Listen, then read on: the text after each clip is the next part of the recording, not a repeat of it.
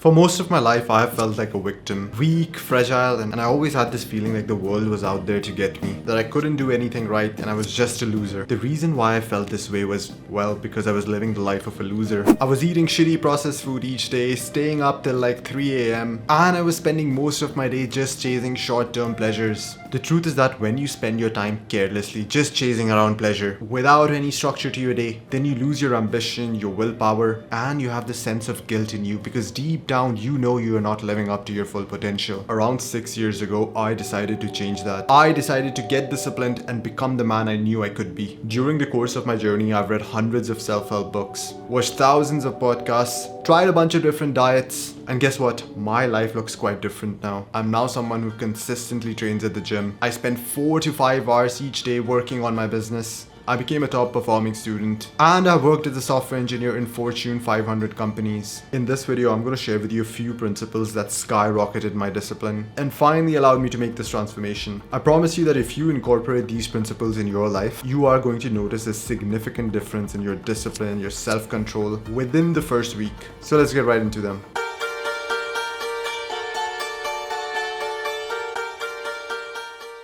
The single biggest mistake that I was making in the past was that I was losing my mornings. What I mean is that I would wake up and the first thing that I would do is that I would check my notifications, scroll for a bit or watch a YouTube video, and this would go on for a good 10 to 15 minutes. And I know you might think that what harm could just 10 to 15 minutes do to a person? The answer is a lot of harm, and it harms you in two ways. Firstly, when you start off your day by doing something that is really overstimulating or really fun without putting in any effort, then you've basically sent your body the message that, hey, there's plenty of pleasure around and you don't really have to work hard for it. Life is good, relax. As soon as I was done with the 15 minutes of playing with my cell phone, I did not feel like doing anything hard. I could not get myself to study or work out. I began to find all these things really boring. I just wanted the next low effort, hyper stimulating activity like playing video games or binge watching Netflix. The second way that this habit of stimulating myself early in the morning hurt me was that it shortened my attention span. When you wake up in the morning, your mind is an empty slate. There are little to no thought processes going on. This is like the perfect state of mind to be in to perform tasks that require deep focus. But when I would wake up and start scrolling, then I would either find something incredibly exciting or incredibly disappointing, or I would get a message from my friend giving me some stressful news. All of a sudden, you have now started 100 different thought processes in your subconscious mind. And now for the rest of the day, I had a very hard time trying to switch off these processes and trying to focus on one single thing. If I could go back in time, I would tell myself that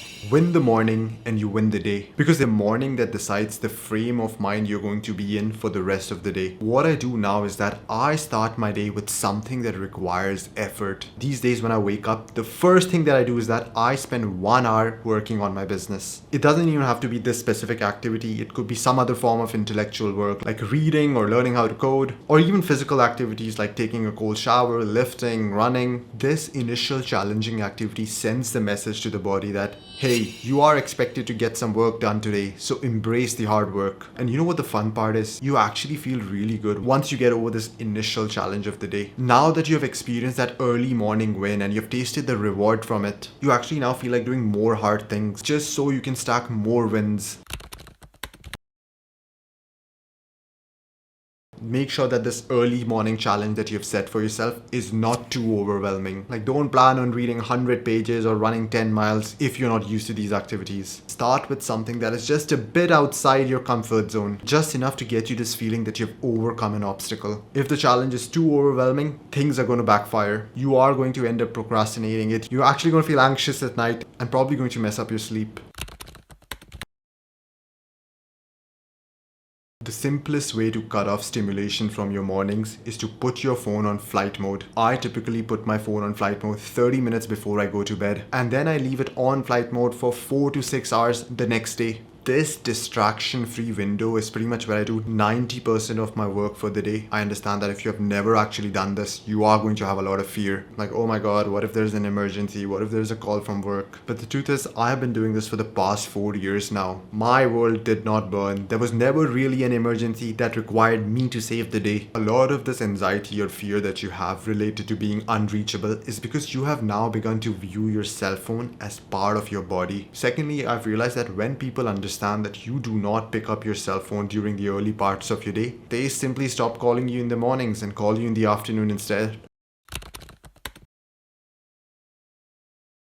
Everyone has something called a productivity ceiling in their day. This is the time of the day up to which you can stay productive. After this point of time, your body and mind just want to relax and rejuvenate. When you first start out on this journey of being disciplined, this productivity ceiling comes on pretty early in the day. Like maybe you can just be productive for the first 3 hours of the day, and then by 1 p.m. you just need to relax and chill. But with practice and gently pushing yourself each day, you are going to be surprised up to what extent you can push this productivity ceiling. These days I typically start working at 5 a.m. and I start by doing 4 hours of business work. Then I go to train at the gym for an hour, and then I finally read a book or listen to a podcast for 30 minutes later in the day. After doing these 3-4 mentally and physically demanding activities, I have pretty much hit my productivity ceiling, and this tends to happen by 4 p.m. At 4 p.m. my mission is no longer to work and be productive, but it is rather to rest and rejuvenate. If you work beyond your productivity ceiling, then you're going to feel burnt out, and this is going to negatively impact your discipline the next couple of days.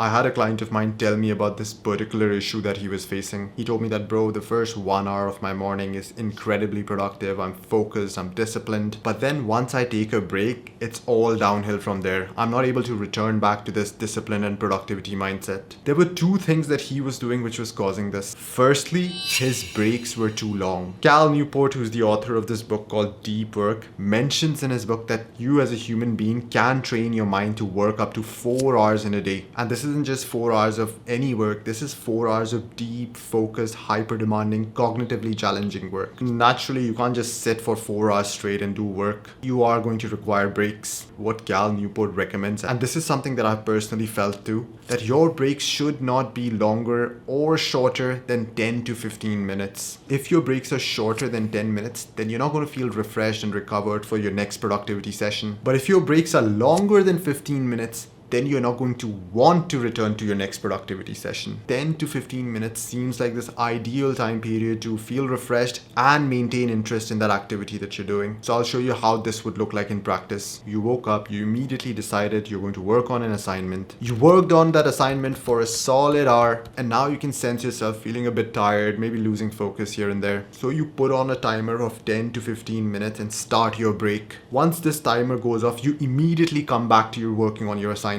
According to Cal Newport, if you actually practice this ability to deeply focus on tasks, you should be able to repeat this cycle of working and taking breaks 3 to 4 times, meaning you would have built this ability to deeply focus on a task for 3 to 4 hours a day.